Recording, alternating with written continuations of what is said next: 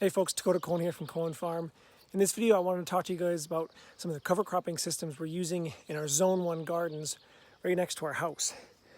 So this is an eighth of an acre garden that we've had for about 10 years here now, since we moved to the new yard site. It's really close to our house, right in our Zone 1. The garage is over there. And we're growing things like potatoes, onions, peas. There's some squash down on the far end. We've got an interplant of carrots and beets that are coming up nicely. We've got some beans, zucchinis, and there's some cabbages and kohlrabi.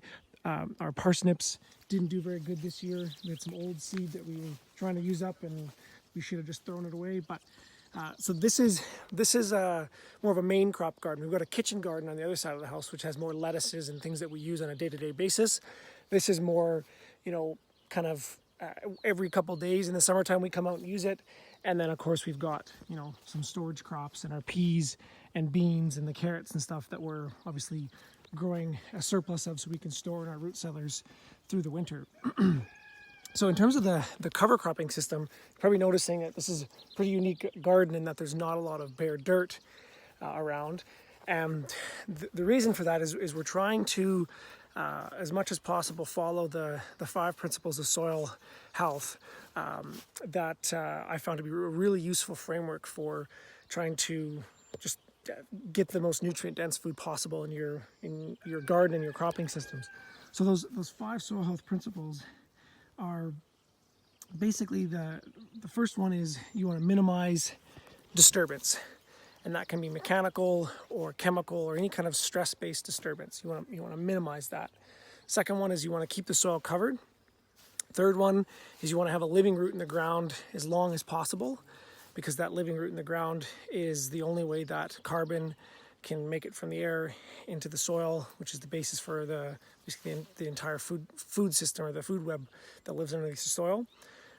The fourth principle is you want to have a diversity of flora, so a whole bunch of different kind of plant species. And the fifth one is you want to have a diversity of fauna. You want to have a lot of animal interactions. So the cover cropping is a technique that you guys are probably really familiar with.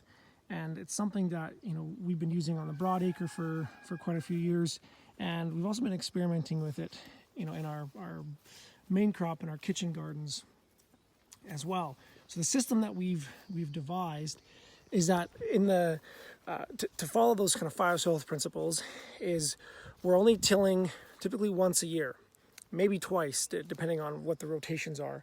So in the springtime here, around May 6th, we came in and we rototilled this entire piece here. And we weren't just rototilling to kill weeds, we were rototilling to actually seed a cover crop. So we've got these little cedars here, and this is a cyclone cedar that I got from my grandparents from the 1930s. It's a fantastic little cedar. We've got another one there that's just a little Scots cedar, $15 you can get at most hardware stores. What we did is we took a cover crop mix of things like we have peas, we've got oats, and there's also some rye. So those are the main. There's the oats and the peas are annuals, and the rye is a biennial that we're going to have come up in the spring next year, so we can start this whole process again. But we also seeded, after we rototilled, we seeded some clovers. So we've got some all-site clover, we've got some red clover, and there's also some white clover in here as well. So we came in, we broadcasted the oats, the peas, and the rye, and we seeded those at 10 pounds each. So it's 30 pounds on an eighth of an acre, which works out to about 240 pounds per acre. It's actually quite a bit heavier than was necessary, as you can see by the stand here. It's very, very thick. I probably could have halved that and it would have been okay. But we came in and we broadcasted those seeds on the surface, and then came in with our rototiller and just tilled the seeds in, that created a disturbance event that killed any of the any of the cover crops that we had from last year, things like rye, red clovers that we've got in this mix. It killed those and created a really nice seed bed so that the cover crops could germinate really quickly and get going. And then a couple weeks later, on I think it was May 15th, we came in, and as those cover crops were germinating, we just made little disturbance events in between where we wanted to have our rows. So this whole thing was seeded to cover crops, and then wherever we wanted to plant, say our beets and our carrots, we just came in and we just disturbed that strip there, about 16 inches wide. There's one for the beans. We just disturbed that little strip, and then that way we're able to maximize the principles, basically 1, 2, and 3 in that, and 4 in that we've got we're minimizing disturbance. We're not using tillage to kill weeds. We're actually using tillage to actually seed and get a diversity of plant species going. We are keeping the soil covered, because now that we're coming through and we're using our scythe to cut this cover crop down and use it as a mulch to cover up any of these bare surfaces right up next to the crop that's now big enough that we can mulch beside it.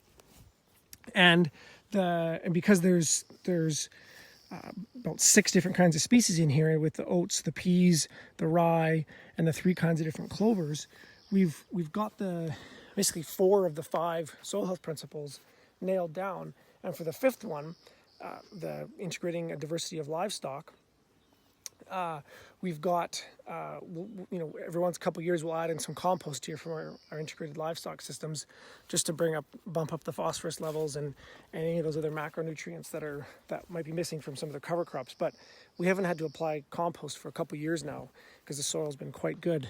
So you can see this is some onions that I was doing last night, and we've got, it's that same little 16-inch strip, and I just came along scythe beside going one way for the onions, going the other way for the potatoes, and we timed it at the same time. So right when we're going to till or hill the potatoes, that's also the time that it works out for this cover crop. So we basically scythed to the side, hilled the potatoes, and then put the cover crop back on. I didn't actually have enough cover crop to be able to mulch all the rows of onions. I needed this to be a little bit wider. But you can just see the difference between this row and this row, and in terms of even though, so this was only done last night, we see all the soil moisture that's there, versus there's none of that black soil moisture, just that little bit of, you can see there's all this moisture from condensation, and there's actually all those bugs that are crawling around there. So that's why we want to keep the soil covered, is the sunlight, it actually has a sterilizing effect on the soil. This is why UV sterilization is used in water filtration and other sterilization. Here's a really good shot of some of the clovers that are coming up. So you can see those clovers that we broadcasted on the surface after we rototilled.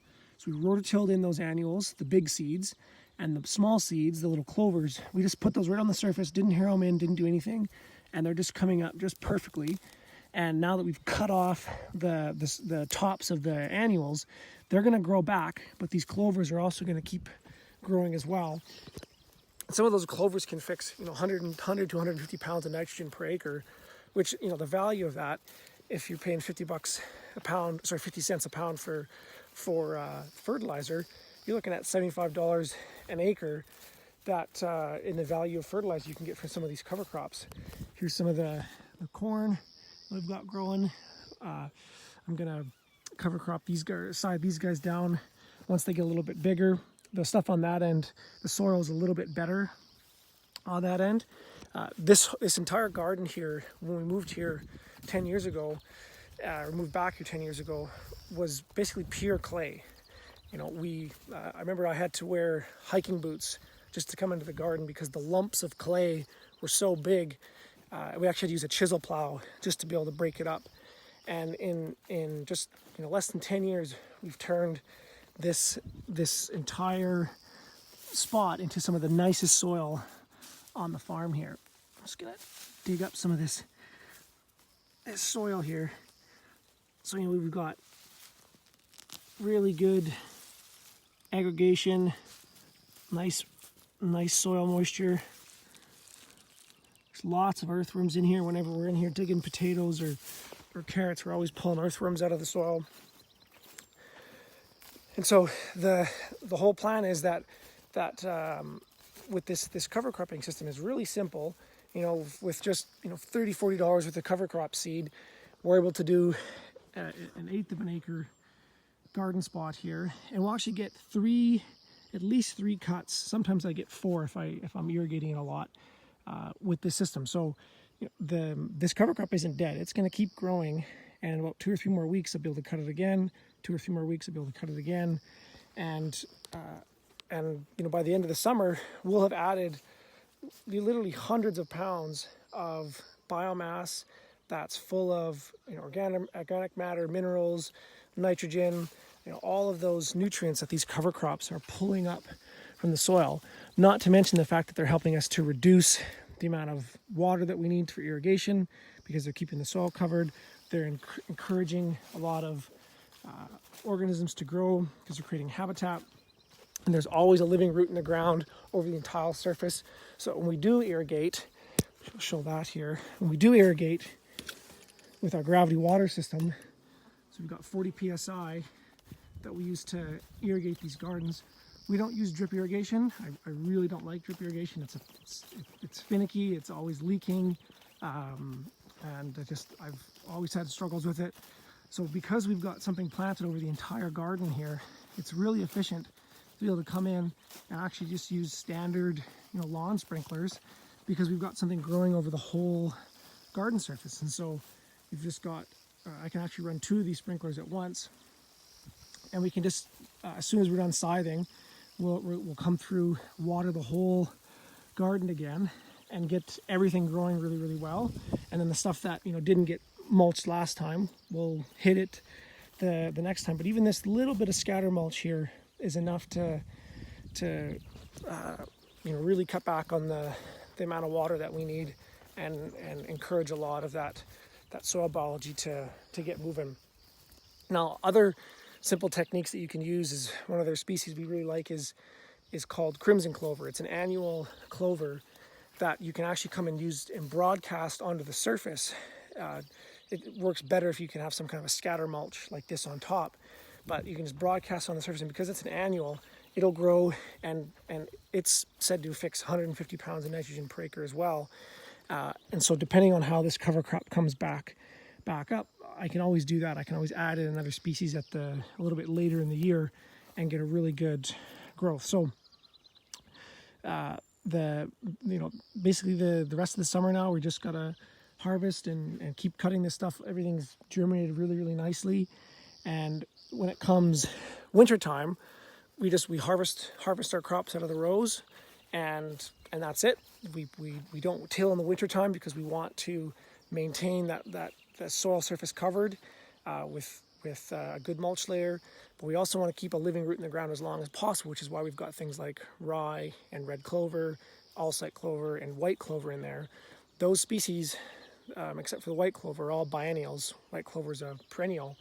They're going to grow right up until freeze up, and they're going to start growing first thing in the spring. So next year, we won't actually have to seed anything in the springtime if the rye comes up nice enough. Sometimes it winter kills, it's hard to know.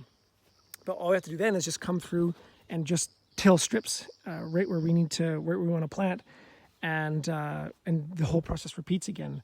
So some years we have to till the whole garden in the spring and reseed a cover crop depending on how it overwinters. But some years we just have to rototill one little strip right where we want to plant. So there's basically 1 to 2 tillings per year, and that's it. It's a really, really simple process. And I just want to show you guys, I've got a soil penetrometer here just to show you guys just how nice this soil is. So oops, spin that around there. You know, we've got putting a little bit of force there. It's going to go slow and steady. So what you want is that you want it to stay in that, below that 300 psi. Skeeters are bad. And keep it below that 200 psi range, and just nice and slow and steady. It's actually a bit harder there. There's a rock there. Normally it just goes right in.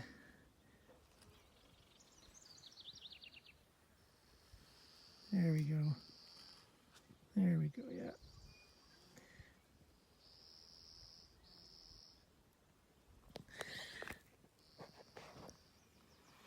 Hard to do with one hand. The pressure's uneven.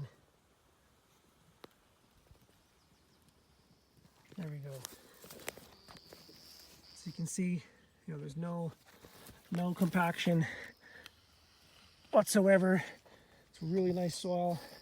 But if we go out and check out just on the other side of the garden here, where we've got, you know, some of the original soil that we had when we first moved here, we can see just how different some of this soil was when we first started.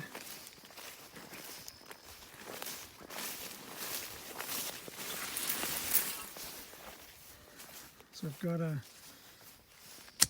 spot that I was already digging up here.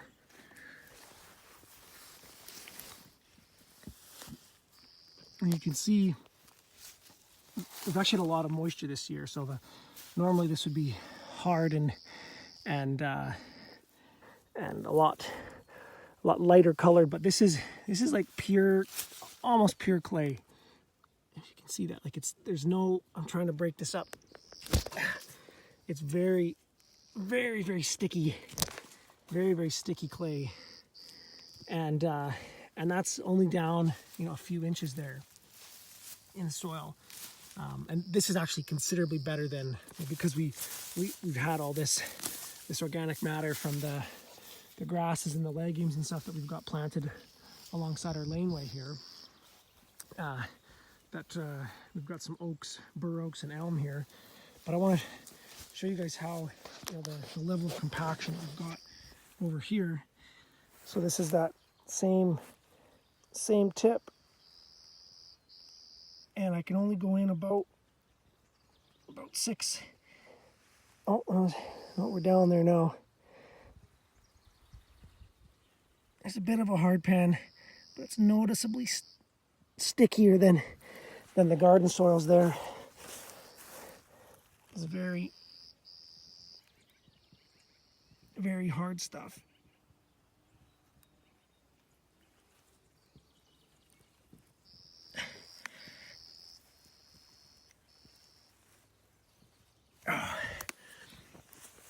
So, whereas if we go and take a look at this,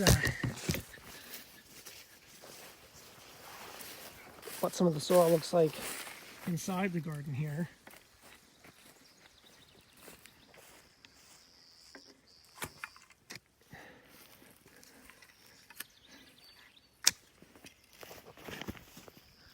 Oh yeah, just goes right in there. So you look at all those roots that are going down to that cover crop, and we've got, you know, nice soil aggregation. And when I pick this stuff up, there's still clay, some clay down there, but when I break it apart with my hands, it's much more friable, and that clay isn't nearly as sticky in there. You know, and every year the soil is getting better. You can still see some of the angular shapes there, but that clay is actually being transformed into topsoil. You know, we're at the same depth as we were in that other spot there. Oh, there's a little earthworm there, but there's an earthworm. But we're at the same depth, but we're slowly turning that you know, pure I've heard guys refer to it as Alberta low-grade cement. It's nasty, nasty stuff. Oh, look at there. There's some of the root nodules on some of the clovers that we've got. So these little rootlets here are actually full of nitrogen fixing bacteria. And you know that because if you break them open, they'll turn pink on the inside.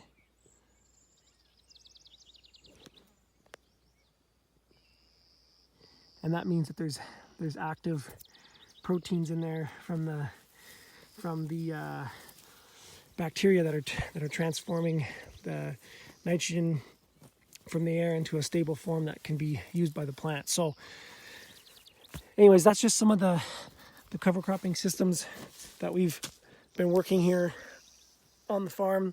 We're doing the same things on the broadacre out in our crop fields, and it's just, it's been a really fun project to actually experiment some of these systems on a smaller scale, because you can do more trials faster and you keep a better eye on them in some of these smaller systems. I'm actually just gonna walk over and check out our other kitchen garden. I'll show you guys that. It's actually coming along really nice, and the soil there is way nicer than this. For whatever reason, the soil on the other side of the house was always much better. And you can see this is one of the first forest gardens we put in. Looks like we're gonna have a really good apple crop this year. That's a Colette apple tree. Got some raspberries here, Evans cherries, some more apples. There's some haskaps, some high bush cranberries, some currants, pears. So coming up into the other garden here, we did the same system here, broadcasted the legging or the rye, oats, and peas on the surface. I mean, just look at how thick this is, and look at there was no irrigation here last night, but look at how the soil is just sopping wet, like it's literally muddy because of the cover crop just stopping the evaporation. Versus just out in the rows here, I mean, there's still moisture just below the surface, but it's hard and crusted. But if you're gonna